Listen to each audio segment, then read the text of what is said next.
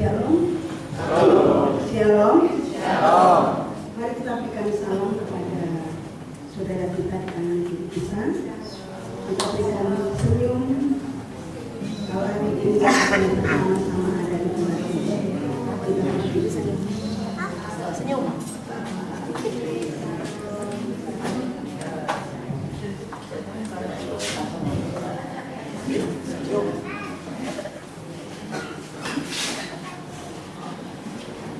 Jemaat yang dikasihi Tuhan, pada hari yang penuh syukur ini kita berkumpul untuk merayakan kenaikan Tuhan Yesus Kristus.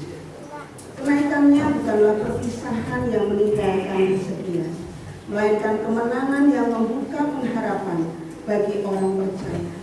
Kristus yang naik ke surga tetap memerintah, menyertai dan menyediakan tempat bagi umatnya. Firman Tuhan dalam Mazmur 47 ayat 5 menyatakan, Allah telah naik dengan sorak-sorai, Tuhan mengangkasa diiringi bunyi sangkakala. Dan dalam Kolose 3 ayat 1 kita diingatkan, karena itu kalau kamu dibangkitkan bersama dengan Kristus, carilah perkara yang di atas di mana Kristus ada, duduk di sebelah kanan Allah. Mari kita datang kepada Tuhan dengan hati yang percaya dan penuh pengharapan, dengan sukacita menyambut Raja yang naik dalam kemuliaan. Marilah kita berdiri dan kita bersama akan memuji Tuhan. Ajaib benar anugerah.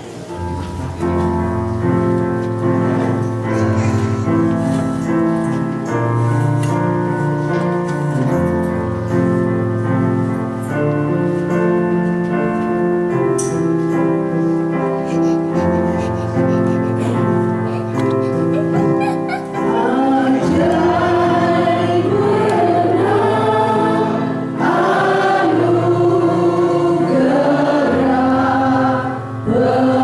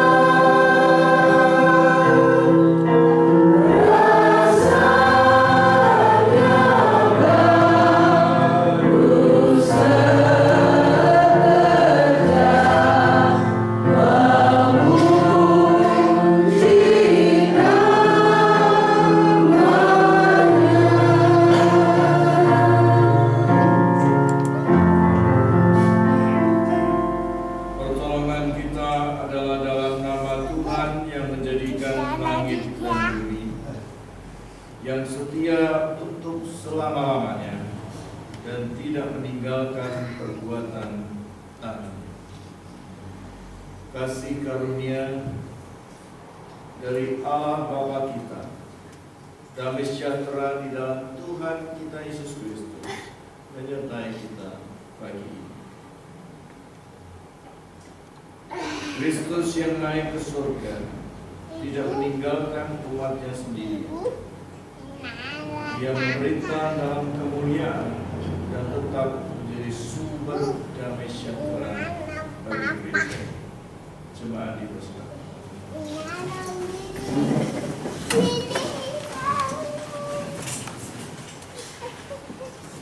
Di hadapan Kristus yang mulia dan kudus, kita menyadari bahwa seringkali hati kita lebih penuhi kekhawatiran daripada pengharapan. Kita mudah takut menghadapi masa depan, mudah lelah dalam pelayanan, dan kurang percaya pada janji Tuhan. Firman Tuhan berkata dalam 1 Yohanes 1 ayat 8-9, jika kita berkata bahwa kita tidak berdosa, maka kita menipu diri kita sendiri. Jika kita mengaku dosa kita, maka Ia adalah setia dan adil. Karena itu, marilah kita datang dengan kerendahan hati, mengaku dosa kita kepada Tuhan. Mari kita mengambil waktu sejenak di hadapan Tuhan. Kita berdoa secara pribadi di hadapan Tuhan.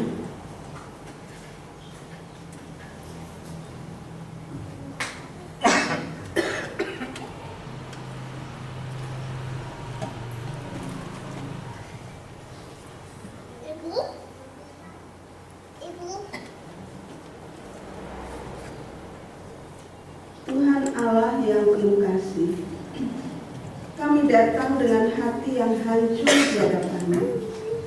Kami mengaku bahwa seringkali kami hidup dalam ketakutan dan kekhawatiran, seolah-olah Engkau tidak memegang hidup kami.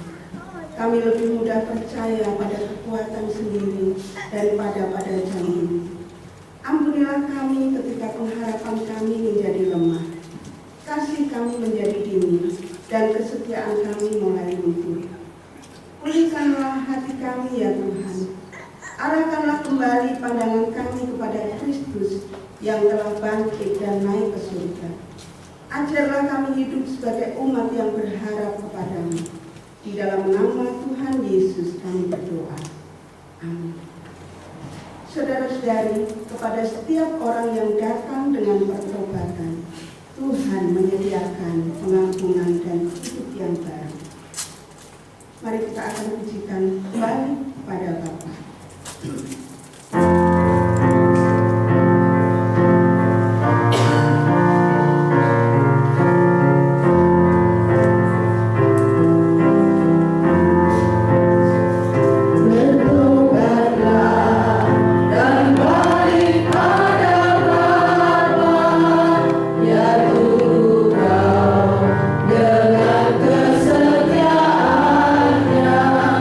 Tuhan siap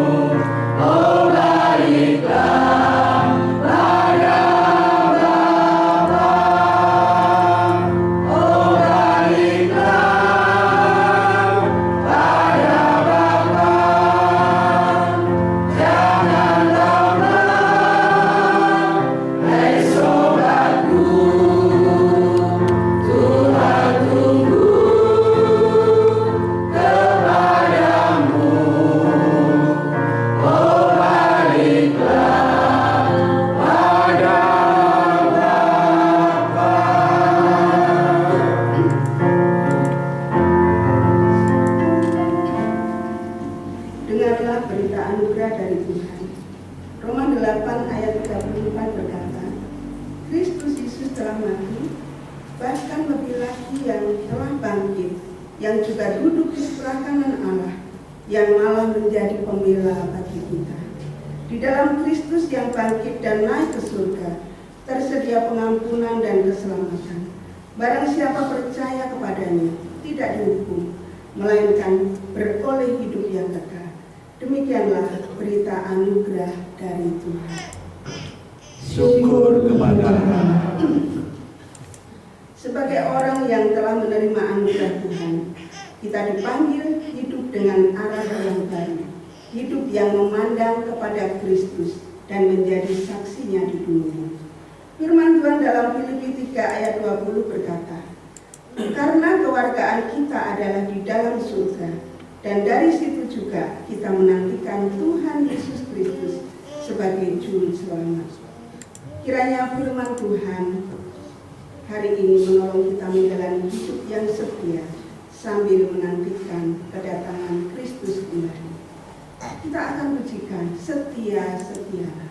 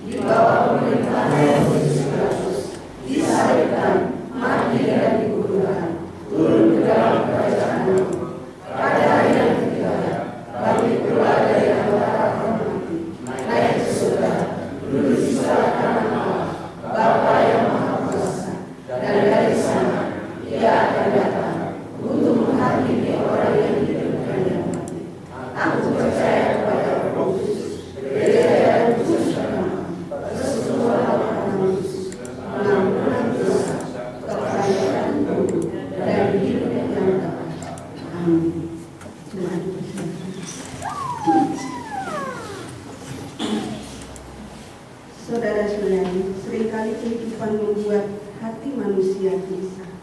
Masa depan terasa tidak pasti. Pergumulan datang silih berganti, dan terkadang kita bertanya, apakah Tuhan masih memegang hidup kita? Dalam Yohanes 14 ayat 1-3, Tuhan Yesus berbicara kepada murid-murid yang sedang gelisah menjelang perpisahannya. Namun Yesus tidak meninggalkan mereka tanpa pengharapan. Ia berkata, janganlah gelisah hatimu. Kenaikan Kristus justru menjadi dasar pengharapan orang percaya. Ia pergi untuk menyediakan tempat bagi umatnya, dan Ia akan datang kembali membawa kita kepadanya. Mari kita membuka hati untuk mendengarkan firman Tuhan. Ingat akan nama Yesus.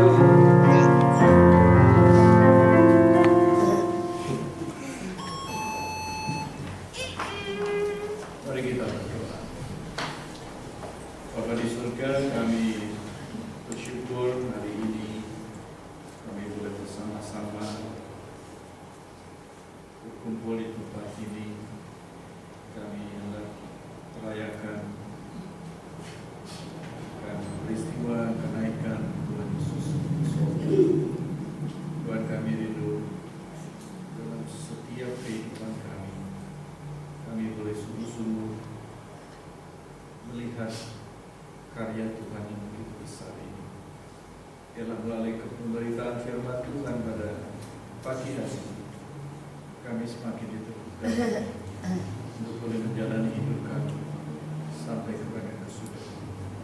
Kami serahkan hati kami seluruh kebenarannya menerima firman Tuhan. Jika terima hamba-Mu yang akan menyampaikan, ialah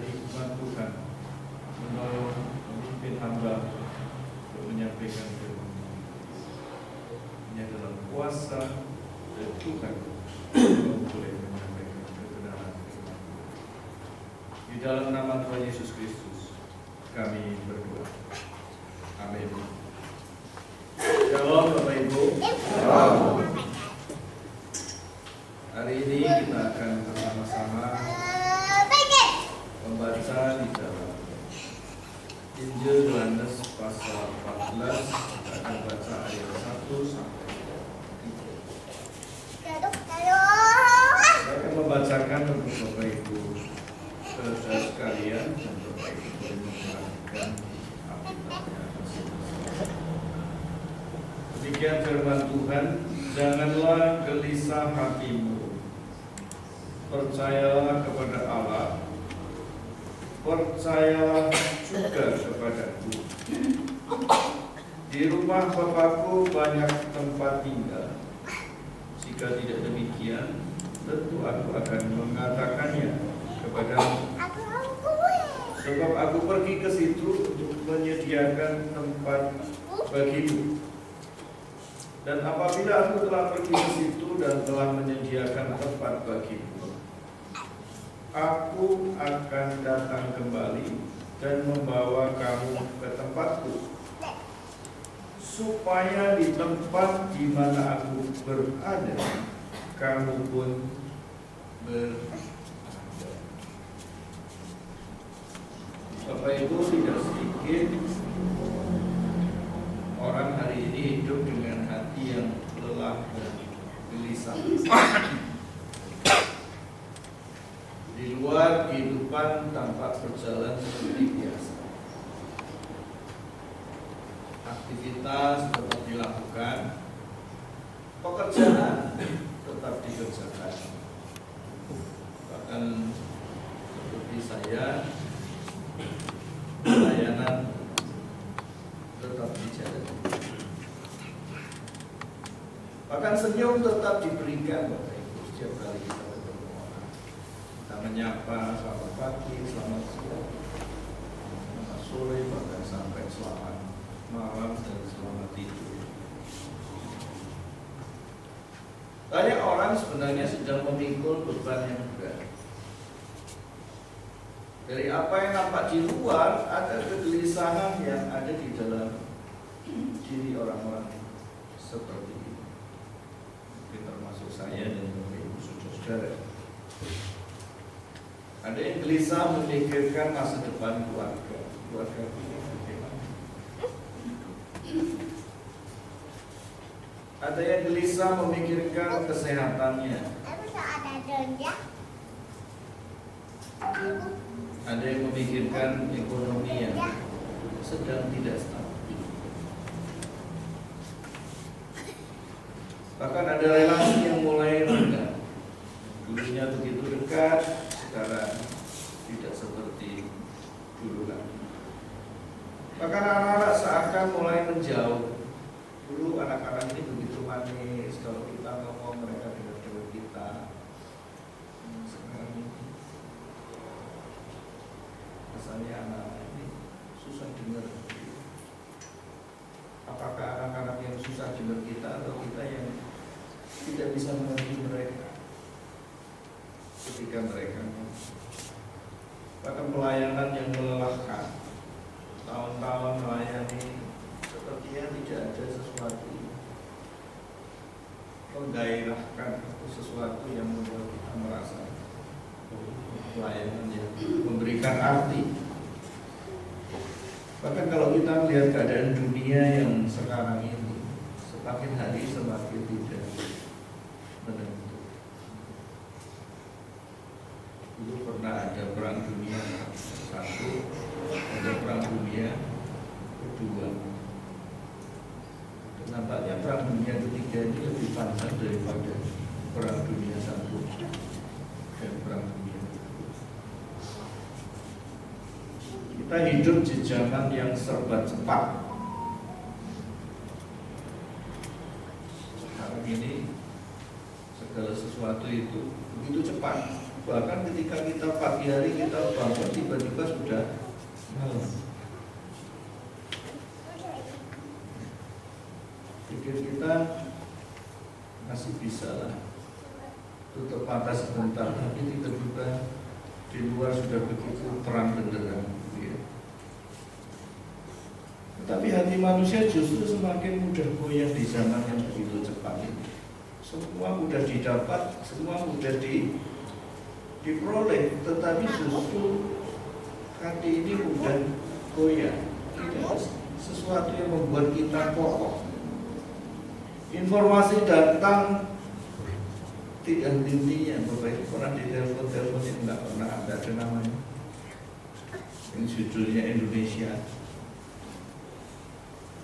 Berkali-kali di telepon kita tidak ngerespon, ya tetap di telepon sehari bisa sampai 3-4 kali, sampai bahkan 5 kali. Ada yang ngomong sampai 10 kali di telepon ngomongin lagi. Belum lagi informasi melalui media sosial. Televisi sekarang sudah tidak laku mendapatkan informasi melalui internet, melalui media sosial, dan kita pun tidak tahu itu informasi benar atau salah. Tuntutan hidup semakin besar. Banyak orang merasa harus kuat. Dengan kondisi seperti ini kita harus kuat, kita harus bisa bertahan. Padahal diam-diam mereka merasa kehilangan ketenangan, dan itu tersembunyi di dalam. Bahkan ada orang percaya pun yang tidak kebal dengan yang namanya kegelisahan. Dan kita bertanya, Tuhan, Engkau di mana? Mengapa keadaan seakan belum berubah? Apakah masih ada pengharapan? Nah, menariknya Bapak Ibu, situasi yang terjadi saat ini bukan hanya dialami oleh manusia modern. Murid-murid Tuhan Yesus pun pernah mengalami kegelisahan yang sama. Di dalam Yohanes 14 tadi sudah saya bacakan dan kita memperhatikan bersama-sama. Suasana hati para murid sedang terguncang. Mereka mendengar Tuhan Yesus akan pergi. Bahkan kalau kita baca di pasal 13 itu nanti ada salah seorang murid akan mengkhianati Tuhan Yesus. Dan ada seorang murid yang juga menyangkal Tuhan Yesus, Petrus. Dan ini membuat murid-murid sungguh terguncang. Dunia yang selama ini mereka pegang itu akan berubah. Harapan mereka seperti diguncang dengan sesuatu yang tidak pasti. Dan justru di tengah suasana seperti itu Tuhan Yesus berkata, janganlah gelisah hati. Percayalah kepada Allah, percayalah juga kepada Bapak Ibu Saudara. Perkataan ini menjadi sangat penting di dalam konteks kenaikan Tuhan Yesus. Dan bagi orang Kristen kebanyakan, mungkin juga termasuk kita, ya, kenaikan Tuhan Yesus bukan sesuatu yang spesial. Tapi hari ini kita akan melihat kenapa Tuhan Yesus itu naik seperti itu. Kita dari sejak kelahirannya, Natal,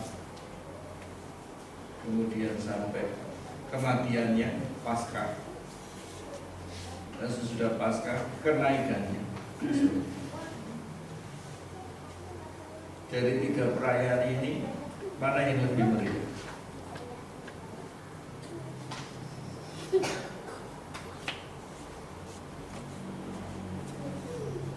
Ya pasti Natal ya, karena ada ulang tahun. Ya. Manusia biasa merayakan ulang tahun, dan biasanya kalau merayakan ulang tahun itu pasti meriah. Orang sudah meninggal saja masih ada haul ya.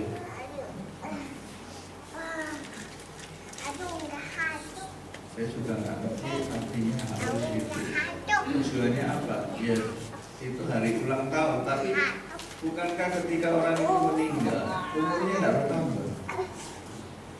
Ketika seorang meninggal usia 60 tahun, ya sampai Tuhan Yesus datang ya umurnya tetap 60, tidak berubah menjadi 100 tahun.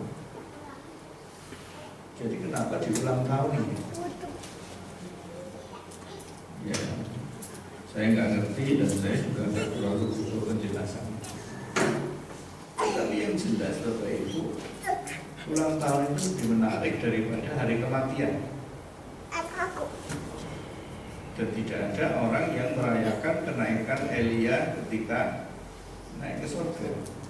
Tidak ada yang merayakan kenaikan Henok ketika diangkat Tuhan.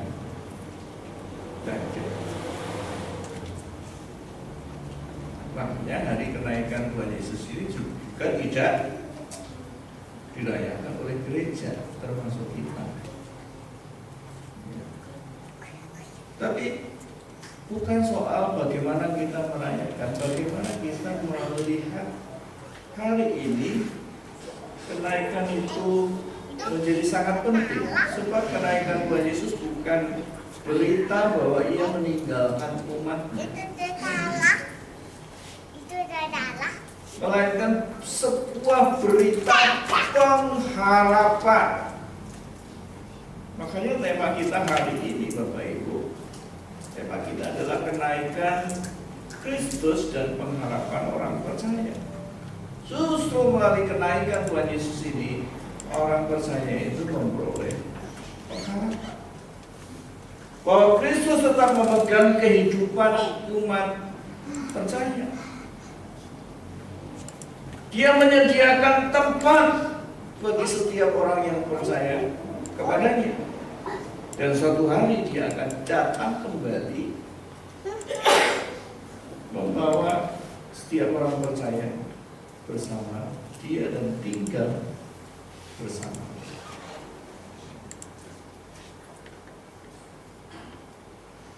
Ayat 1 mengatakan, jangan gelisah hatimu, percaya kepada Allah dan percayalah juga kepadaku.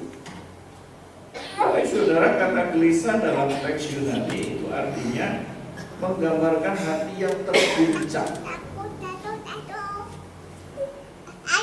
hati yang resah, tidak tenang.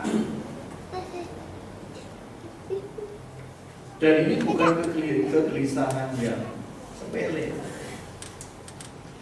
Ini seperti hati yang kehilangan pijak. Jadi benar-benar terguncang. Tidak ada pijakan yang kuat. Seolah-olah berdiri di atas batu yang licin yang setiap saat ada kemungkinan untuk terjadi.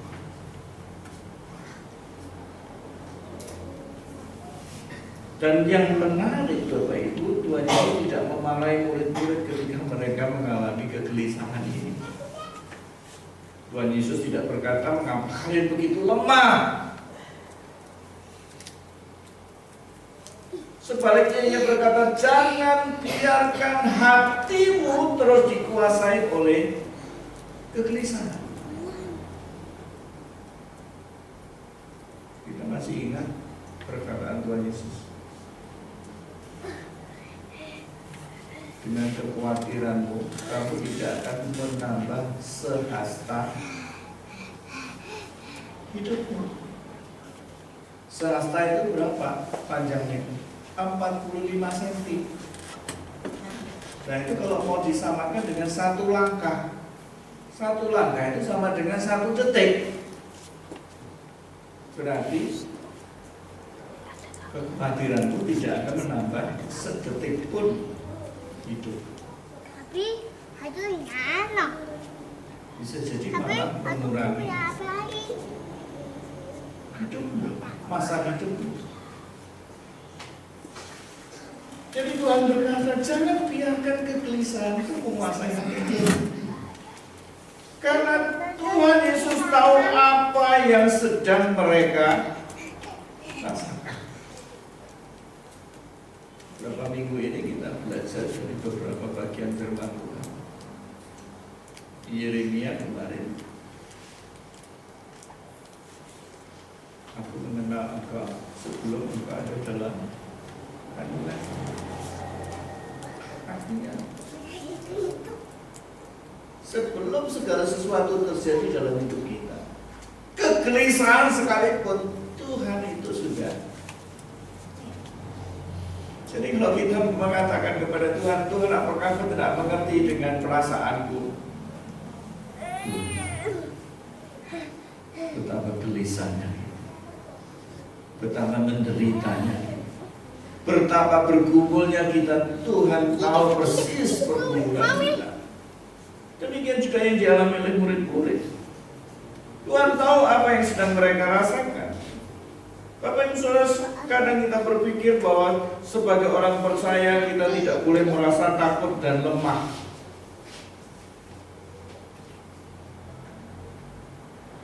Kalau lagi nyanyi lagu itu, berdiri karena Yesus. Tak boleh ini orang Kristen ini. Kalau lagi takut.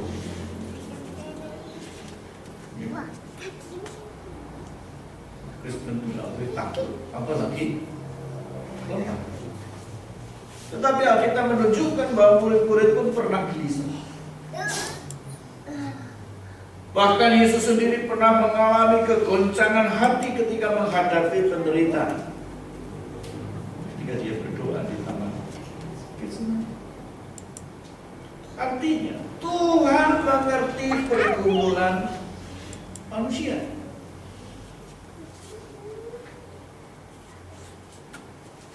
Jadi kegelisahan manusia itu dipahami oleh Kristus. Tuhan sangat mengerti apa yang menjadi kegelisahan dan pergumulan kita. Lalu Tuhan Yesus berkata, percayalah kepada Allah,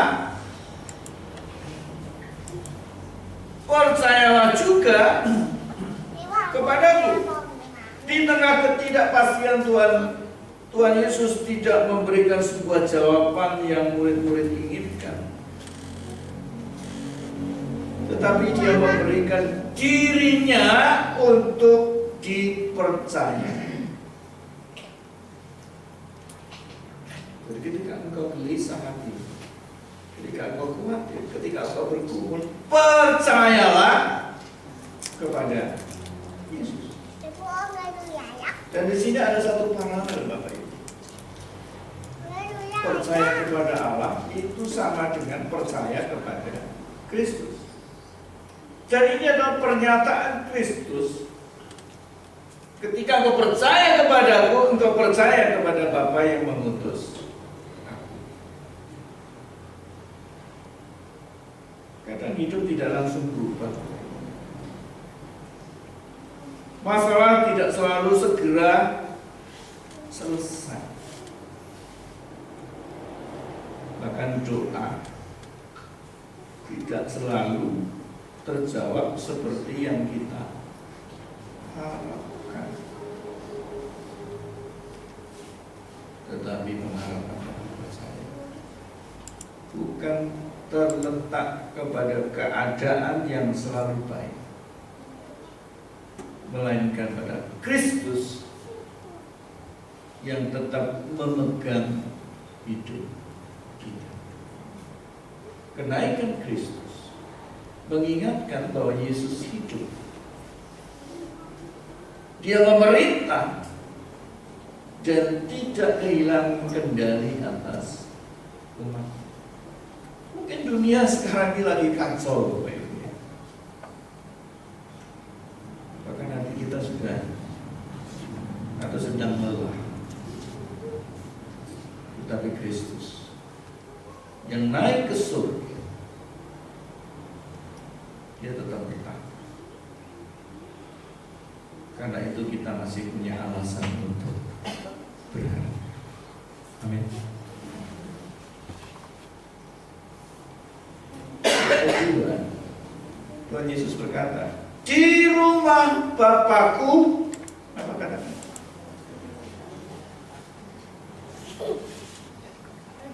Banyak tempat tinggal. Aku pergi ke situ untuk menyediakan tempat bagimu. Bapak Ibu, kata tempat tinggal itu berasal dari kata Yunani yang artinya tempat berdiam, tempat tinggal tetap, bukan kontrak. Kontrak kan pindah-pindah ya, kontrak habis panjang atau kita harus pindah cari kontrakan yang lain. Nah, ini tempat tinggal yang tetap, tempat menerima seseorang. Kalau kita perhatikan arti kata ini, tempat berdiam, tempat tinggal tetap, dan menerima seseorang. Jadi fokus utama ayat ini bukan soal kita membayangkan surga itu seperti apa gitu ya. Ya memang sudah digambarkan seperti di kitab Wahyu itu. Ya memang seperti itu. Ini bukan masalah tempatnya, tetapi tentang kepastian diterima di rumah Bapa.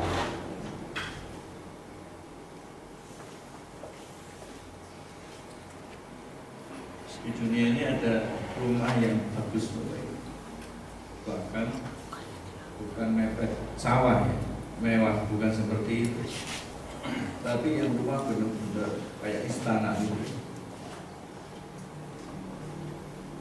Dulu waktu saya pertama kali datang rumahnya Pak Seno itu rumah yang paling besar di Kesamben. Dari sejak saya datang, saya belum pernah masuk rumah itu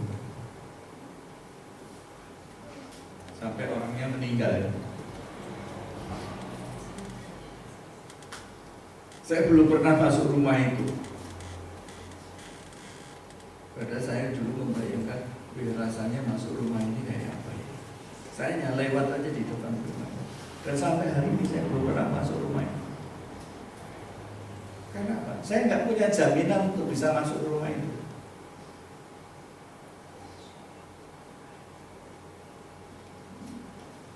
Dulu Jalan Ijen itu terkenal rumah-rumah yang elit ya di Malang itu.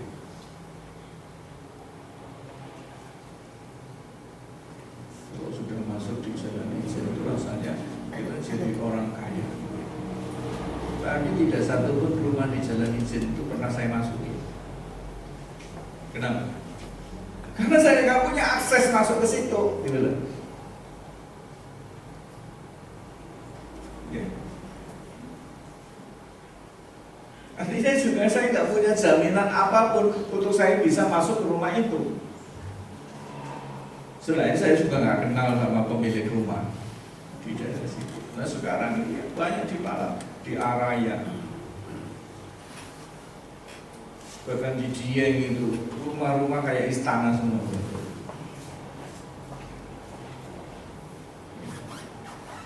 Kemarin saya dengan beberapa bapak itu ke arah Dieng, rumahnya kayak istana semua ya. Kunjungi anaknya Pak Herman yang sakit. Kenapa bisa masuk rumahnya Pak Herman? Kita kenal dan kita dikenal.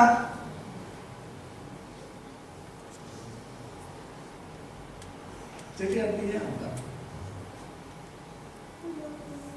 Ini bukan soal tempat surga itu seperti apa. Apakah kita punya akses masuk ke surga itu?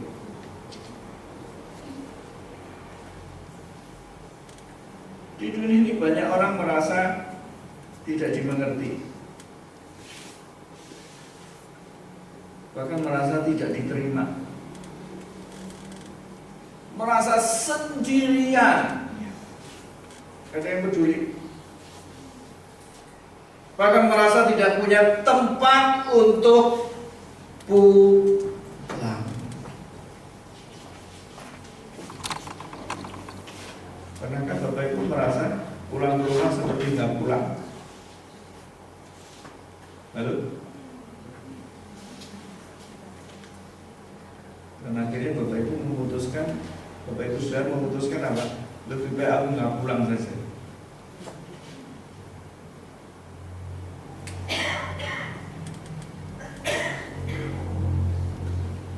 Dan ini sesuatu yang nyata, Bapak Ibu.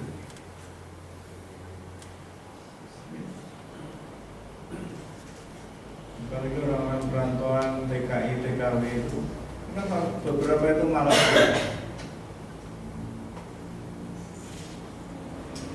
ya memang ada banyak alasan, tetapi salah satunya aku merasa pulang kalau ke rumah. Tidak ada yang terima aku, tidak bisa mengerti aku merasa sendiri gitu. Bahkan aku pulang pun aku disalah-salahkan aja. Belum lagi ditanya dengan berbagai pertanyaan yang aku sendiri bingung mau jawabnya. Nanti kalau sudah nggak lama pulang, pertanyaannya, kemarin boleh. Jawabnya gimana? Kemarin kok pulang? Jawabnya gimana? Hanya bisa diam Bapak Ibu ya. Tapi nanti kalau terus pulang, nggak kerasa nih kemana. Jadi repot Bapak Ibu, semua ditanya. Dan akhirnya malah nggak pulang sama sekali. Jadi Bapak Ibu kalau ada orang pulang itu nggak usah ditanya macam-macam. Biarkan aja dia menikmati pulang kampungnya gitu ya. Kita sambut aja baik-baik. Nah, banyak orang merasa seperti ini. Tetapi Yesus berkata apa? Ada tempat bagimu di rumah. Artinya apa? Di dunia kita tidak ada tempat untuk dimengerti, tidak ada tempat untuk diterima, kita merasa sendiri, bahkan kita tidak punya tempat-tempat pulang. Tapi Tuhan Yesus katakan apa? Di sini tempat kamu boleh merasakan semua yang kau tidak rasakan di dunia. Jadi, siapa yang mau pulang cepat?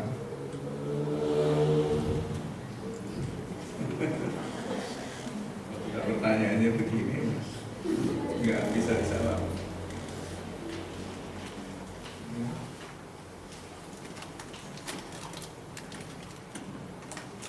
Saya ingat beberapa tahun yang lalu, saya sudah pernah cerita ya, ada apa? Teman di Malang, papanya meninggal ya, dapat peti dari maskapai. Akhirnya saya minta sini beberapa orang, beberapa jemaat itu bukan ngiri, cuma bertanya, ini bagus ya, enak ya nanti yang dapat peti ini ya. Saya bilang, ya siapa yang mau dapat duluan silahkan pulang duluan. Dapat fasilitas yang bagus.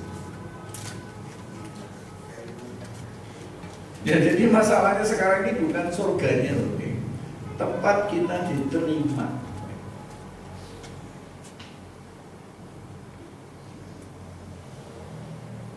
Jadi kenaikan Tuhan Yesus bukan sekedar peristiwa Tuhan Yesus naik ke langit.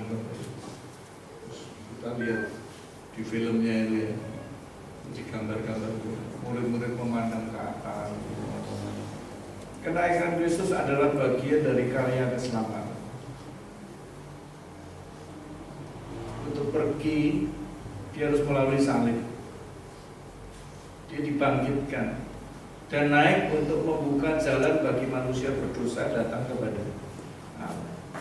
Jadi kenaikan Kristus itu adalah tempat disediakan, di mana Tuhan menyediakan tempat bagi umatnya.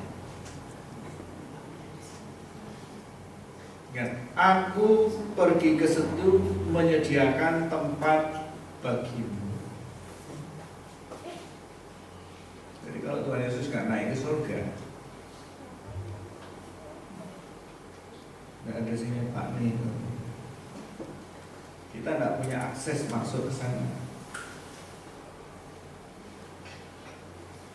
Dan yang sangat kuat adalah Tuhan Yesus berkata, aku menyediakan tempat bagimu. Artinya keselamatan kita bukan sesuatu kebetulan.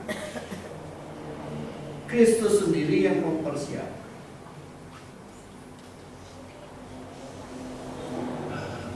Karena hidup ini membuat kita merasa asing.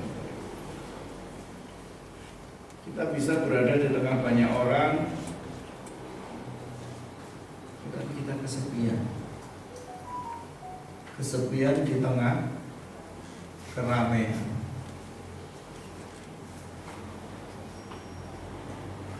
Tetapi firman Tuhan mengingatkan, orang percaya memiliki rumah kekal bersama Bapa.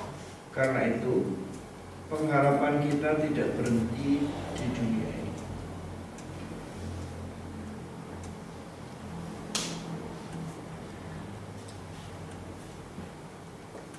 Ayat 3.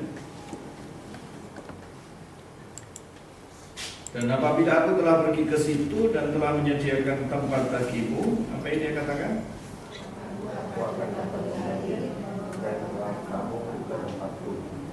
Siapa di antara Bapak Ibu yang dalam hati Tuhan cepat datang kembali?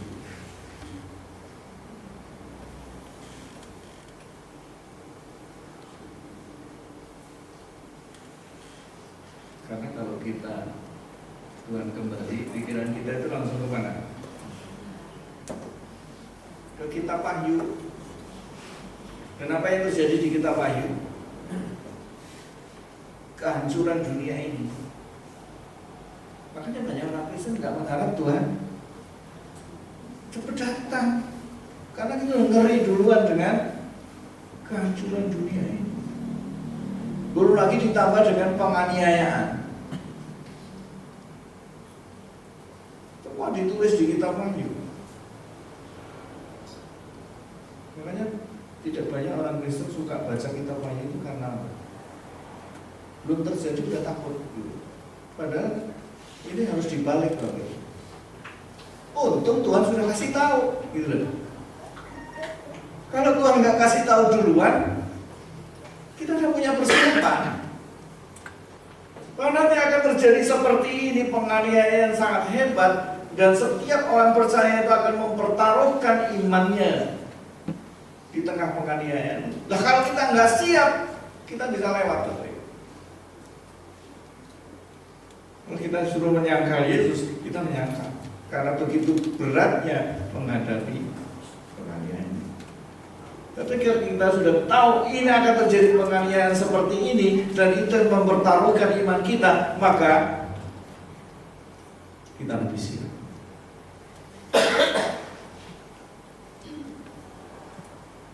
Makanya supaya itu cepat datang masanya itu, kita berdoanya, Tuhan cepat balik kepada jemputnya Tuhan.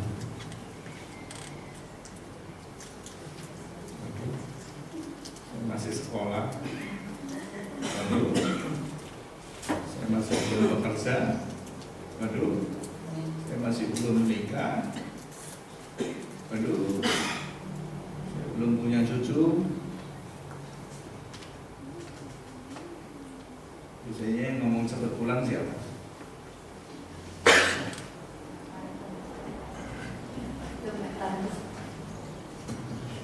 Ya Mbak, kemarin saya kunjungi Mbak Ika bilang gitu. Saya pikir orang bisa, tidak bisa. Pulau ini pun sakit salah lagi. Disuruh iso melaku. Sama nangis dia. Terus lagi. Ingin cepat-cepat dipuji Gusti, mungkin kenapa-napa, Nggih kula dongakne ben cepet mati. Boten lah. Kesane jenengan saya. Soal mati hidup saya tidak punya kuasa. Maunya itu supaya cepat dipanggil. Nah, orang-orang seperti ini, orang yang sudah sangat tua, orang yang sakitnya nggak sembuh-sembuh, pengen cepat dipanggil Tuhan. Memangnya Tuhan ini siapa?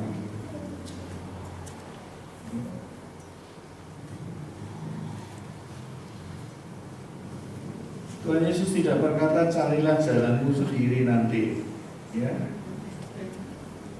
Tapi Tuhan Yesus katakan apa? Aku akan datang kembali. Ya. Aku akan datang kembali. Nah, kata Yunani yang ada di sini artinya berarti menerima, membawa dekat kepada dirinya. Ini adalah bicara tentang relasi hubungan.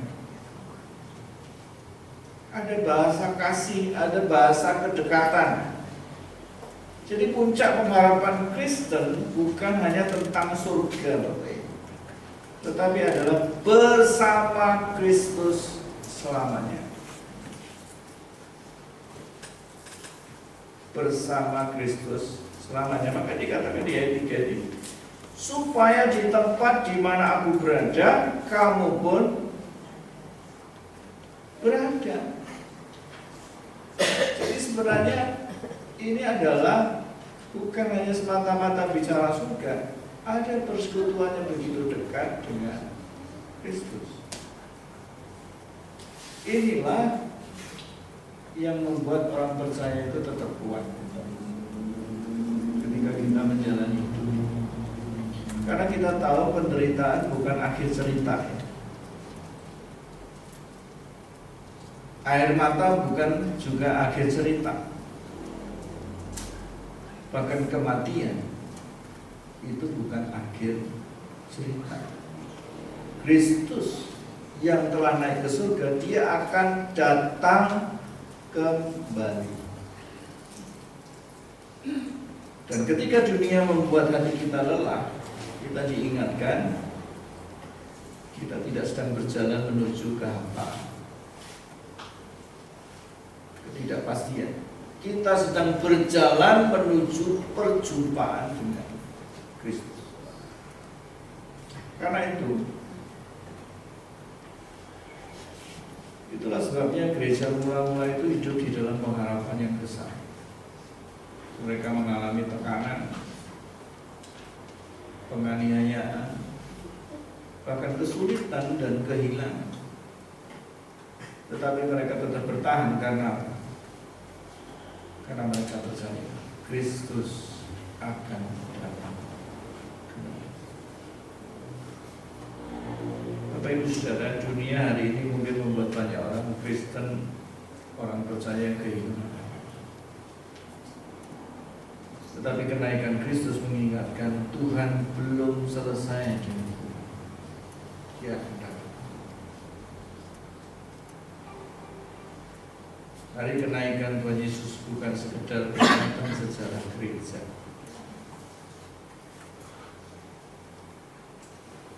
Hari kenaikan adalah pengingat bahwa Kristus telah memegang hidup umat. Kristus menyediakan tempat bagi umatnya, dan Kristus akan datang kembali bagi umat. Karena itu ketika hati kita gelisah, jangan hanya melihat keadaan, arahkan mata kita kepada Kristus. Dia yang hidup dan dia bertahta di surga itu. Mungkin hari ini kita sedang lelah, kita sedang kecewa, bahkan kita sedang takut menghadapi masa depan, bergumul dengan keluarga kita, atau mungkin kita hampir kehilangan pengharapan. Dengarlah perkataan Yesus, janganlah gelisah di Yesus naik ke surga, tidak meninggalkan kita berjalan sendiri. Ia tetap menyertai, dia tetap memegang dan tetap memimpin sampai akhirnya kita bersama-sama dengan dia dalam kemuliaan.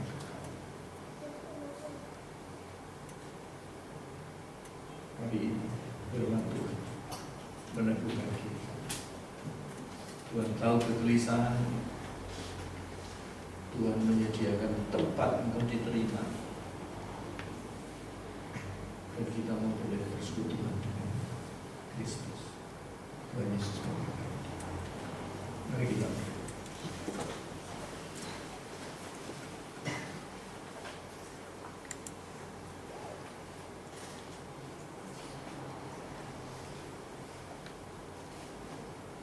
hari ini Tuhan, kami merayakan hari kenaikan Tuhan Yesus. Bukan sekedar peringatan sejarah gereja, tetapi hari ini kami diingatkan bahwa Tuhan tetap memegang hidup kami. Tuhan menyediakan tempat bagi kami. Dan Tuhan akan datang kembali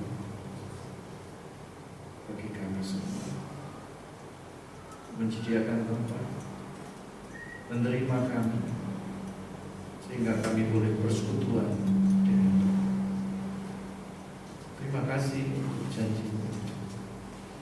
Terima kasih untuk pengharapan yang Tuhan nyatakan. Karena di dalam Engkau semua adalah pasti. Dan kami boleh memegang janji dengan iman, percaya penuh. Di dalam nama Tuhan Yesus kami bersyukur untuk firman. Amin.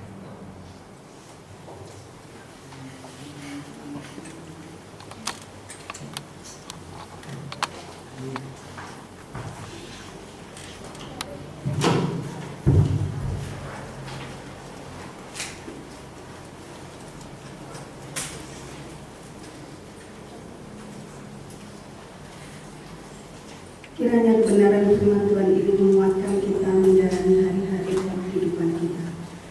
Saudara-saudari, Kristus yang naik ke surga telah terlebih dahulu memberikan dirinya bagi keselamatan kita. Karena itu persembahan yang kita bawa bukan sekedar kewajiban, melainkan ungkapan syukur, kasih, dan pengharapan kepada Tuhan. Firman Tuhan berkata dalam Ibrani 13 ayat 15-16. Sebab itu marilah kita senantiasa mempersembahkan korban syukur kepada Allah. Mari kita membawa persembahan kita kepada Tuhan. Kita akan mulai dari sebelah timur, tengah, dan barat. Kita akan bersama pujikan Tuhan berkata pada kita.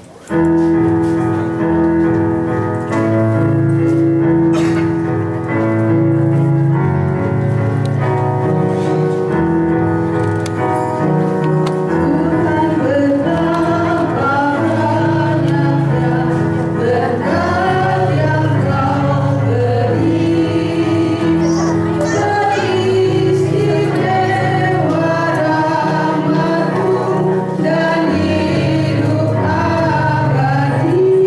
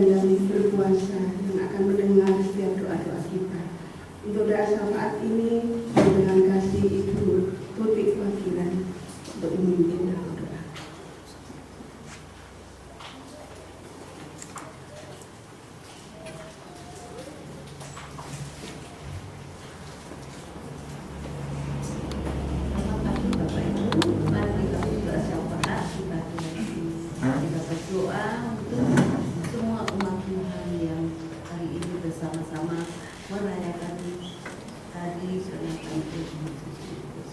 Mari kita berdoa. Bapa Surgawi, kami dalam padamu ya Tuhan, dan mengucapkan syukur padamu ya Tuhan, Engkau tetap memberikan anugerah-Mu kepada kami sehingga kami boleh menikmati hari Tuhan yang indah. Terlebih kami boleh menikmati bisa merayakan hari kenaikan Tuhan Yesus di pagi hari ini. Kami bersyukur padamu ya Tuhan. Terima kasih. Dan saat ini Tuhan kami akan berdoa syafaat ya Tuhan. Kami berdoa untuk yang pertama kali ya Tuhan, untuk gereja-Mu di tengah-tengah dunia yang tidak pasti ini. Tuhan kiranya akan tolong kami sebagai umat-Mu di seluruh muka bumi ini. Tolong berikan iman yang teguh kepada kami, agar dalam keadaan seperti apapun dunia yang kami diami, kami tetap teguh iman kami dalam Tuhan. Kami akan tetap berharap kepada pertolongan Tuhan, dan kami akan tetap memegang teguh akan kebenaran firman-Mu, supaya iman kami benar-benar dikuatkan oleh Tuhan, dan kami bisa membawa kabar baik kepada banyak orang-orang di sekitar kami. Bukan hanya kami yang nantinya memperoleh keselamatan dari Tuhan, tapi biar semua orang yang belum kenal dengan Tuhan, kami bisa memperkenalkan kepada mereka tentang Tuhan Yesus. Oleh sebab itu ya Tuhan Yesus, tolong ya Tuhan, berkati semua gereja-Mu. Berkati agar memiliki iman yang teguh. Berkati agar tetap mempunyai pengharapan kepada Tuhan Yesus Kristus sampai Engkau datang ya Tuhan. Terima kasih ya Tuhan Yesus, terima kasih. Dan kami juga berdoa untuk semua sidang jemaat Tuhan yang sedang bergumul di dalam kehidupannya, mungkin menghadapi sakit penyakit yang tidak kenal sembuh atau yang tidak sembuh-sembuh, menghadapi ekonomi yang seram, menghadapi pergumulan yang lain ya Tuhan. Tolong yang kami kepadamu agar sidang jemaat-Mu tetap berpengharapan pada Tuhan. Untuk itu ya Tuhan, tolong biar setiap firman yang mereka dengar, yang mereka tanamkan di dalam lubuk hatinya, tetap menguatkan imannya, sehingga tetap memiliki iman yang kuat pada Tuhan, tetap berharap kepada Tuhan, tetap mengandalkan Tuhan di dalam kehidupan umat-Mu. Terima kasih ya Bapak Surgawi, terima kasih. Kami juga berdoa ya Tuhan untuk para lansia, bukan hanya lansia di tempat gereja dalam Kudus Kesamben, tapi lansia di seluruh muka bumi ini. Tuhan tolong agar para lansia diberkati masa tuanya, diberkati kesehatannya, diberkati hikmat yang dari Tuhan, agar para lansia memiliki apa yang harus mereka lakukan, supaya para lansia tetap sehat, kuat, dan tetap memiliki iman yang kuat pada Tuhan. Untuk itu ya Tuhan, sungguh tolong berikan hikmat kepada para lansia semua, agar tetap bertahan sampai kedatangan Tuhan yang akan. Terima kasih ya Tuhan, terima kasih Tuhan Yesus. Kami juga berdoa untuk anak-anak muda, yaitu muda-mudi Tuhan yang kami padamu. Tolong agar para muda-mudi tidak sampai kehilangan arah di dalam kehidupan mereka. Satu hal yang tetap kami padamu, tolong berikan semangat kepada mereka, semangat untuk meraih masa depan yang berharapan, semangat untuk bekerja, semangat untuk mempunyai harapan kepada Tuhan, supaya hidupnya tidak sampai kehilangan arah, supaya hidupnya tetap dalam pimpinan dan penyertaan tangan Tuhan. Lebih-lebih memiliki cita-cita untuk bekerja buat Tuhan, bekerja yang berkenan di hadapan Tuhan.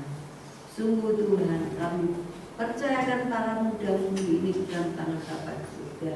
Lebih-lebih muda-mudi gereja Kristen Kalang Kudus di Kesamin ini. Tolong ya Tuhan, pimpin setiap langkah kehidupan mereka. Berikan iman yang penuh pada mereka, berkati mereka semangat untuk meraih masa depan yang penuh harapan. Terima kasih Tuhan Yesus, terima kasih. Dan kami juga berdoa ya Tuhan untuk pemimpin-pemimpin gereja. Dapat dikatakan yang lain untuk gembala sidang yang Tuhan percayakan untuk mengembalakan sidang-Mu yang Kau percayakan pada semua hamba-Hamba-Mu. Tuhan, kami kepadamu berikan kesabaran, kemurahan kepada hamba-Mu semua. Berikan kesetiaan kepada hamba-Mu semua. Berikan kesadaran kepada hamba-Mu semua, agar hamba-Mu semua di seluruh muka bumi ini benar-benar sadar akan satu panggilannya untuk mengenyangkan semua sidang jemaat Tuhan, untuk memiliki iman yang kuat pada semua sidang jemaat-Mu, agar sungguh-sungguh sidang jemaat-Mu tetap mengandalkan Tuhan di dalam kehidupannya sampai pada akhirnya nanti. Dan gembala sidang benar-benar berkenan hidup di hadapan Tuhan, tetap setia pada Tuhan dan tetap mengasihi pada Tuhan sampai pada akhirnya Tuhan menguji hamba-Mu semua. Hai hamba-Mu yang setia, itulah pujian yang dikehendaki oleh Tuhan, supaya semua pemimpin gereja benar-benar hidup berkenan dan menjadi berkat sidang yang Kau percayakan. Terima kasih Tuhan Yesus, terima kasih. Dan kami juga berdoa ya Tuhan untuk bangsa dan negara kami Indonesia ini. Tuhan, kami berdoa, Tuhan tolong agar semua pemimpin kami bijaksana, semua pemimpin kami tidak egois, tidak mementingkan golongan atau mementingkan perutnya sendiri, tapi biarlah semua pemimpin kami takut kepada Tuhan, melakukan apa yang benar di hadapan Tuhan. Untuk itu semua pemimpin kami, mulai dari pucuk pimpinan, presiden bersama wakil, TNI, Polri, dan semua menteri-menteri atau semua gubernur, bupati, camat sampai ke RW, semuanya kami percayakan pada Tuhan. Tolong berikan hikmat pada kami semua, agar kami semua masyarakat Indonesia hidup aman, adil, dan makmur. Dan biarlah keadilan dan kesejahteraan tetap ada di bumi negara kami Indonesia ini. Terima kasih Tuhan Yesus, terima kasih. Dan saat ini juga ya Tuhan, kami berdoa atas sidang jemaat Tuhan yang menanti akan jawaban doa-doa yang selama ini dipanjatkan. Tuhan kiranya Kau akan tetap memberikan kesabaran kepada mereka, tetap memiliki rasa syukur kepada mereka, agar mereka semua tetap hanya berharap pada Tuhan, tetap sabar menunggu akan jawaban yang Tuhan berikan kepada semua sidang jemaat Tuhan. Terima kasih Bapa Surga, terima kasih. Dan sekali lagi Tuhan, kami juga berdoa untuk keluarga-keluarga muda yang sedang bergumul di dalam menghadapi anak-anaknya. Mungkin anak-anaknya sulit untuk dipimpin, mungkin anak-anaknya belum mendapat pekerjaan, atau mungkin anak-anaknya dalam pergumulan berat.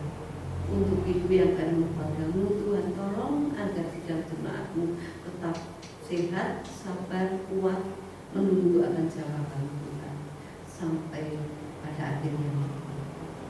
Bapa Surgawi, terima kasih Engkau sudah naik ke surga.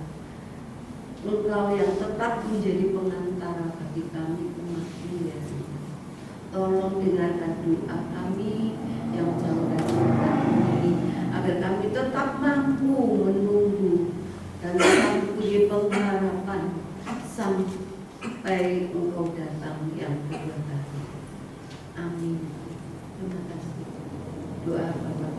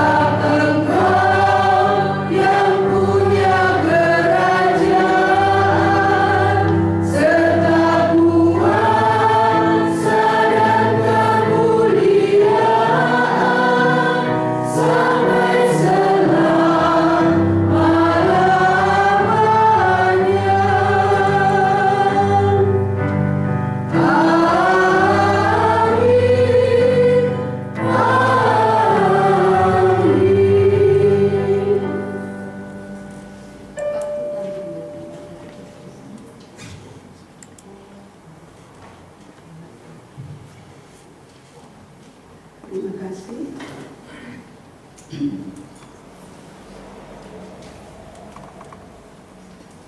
Dalam perjalanan hidup kita yang tidak pasti, ada banyak hal yang kita alami. Sering kita berada di lembah yang gelap, sering kita berada di badai yang menderu, tetapi janji Tuhan akan membimbing kita. Satu hal yang harus kita lakukan, kita tetap ikut Tuhan Yesus, kita tetap mendengar, dan kita berjalan bersama dengan Dia. Aku mau berjalan dengan Juru Selamatku.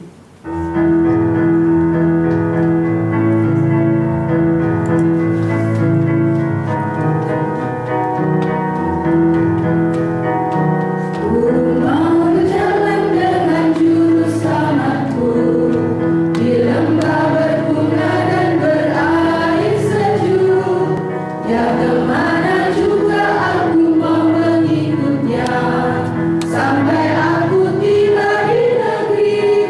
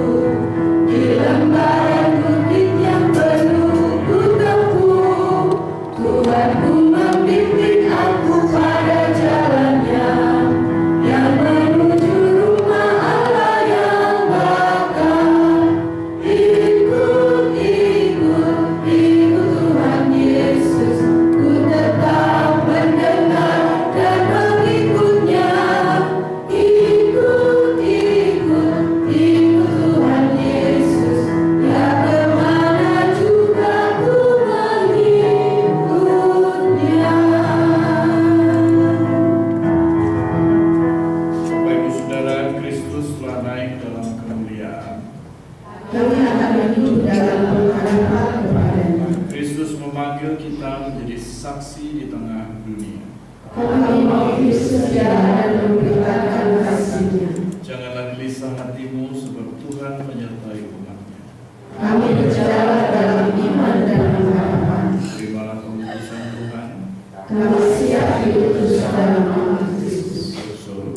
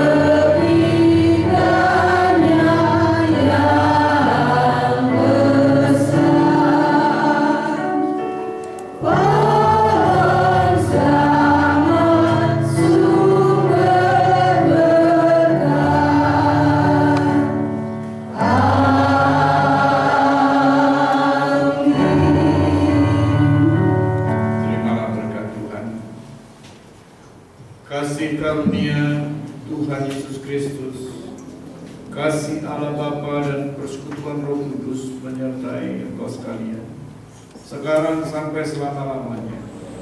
Kiranya Tuhan yang telah naik ke surga meneguhkan hatimu dalam pengharapan, memberi kekuatan dalam pergumulan, serta memampukan engkau hidup setia sampai Kristus datang kembali.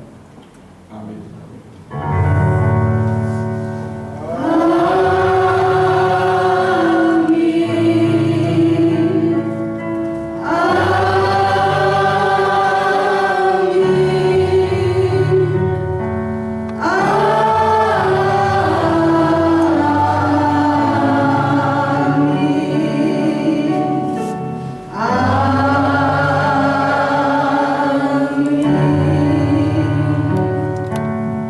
Jemaat dipersilakan duduk, waktu teduh.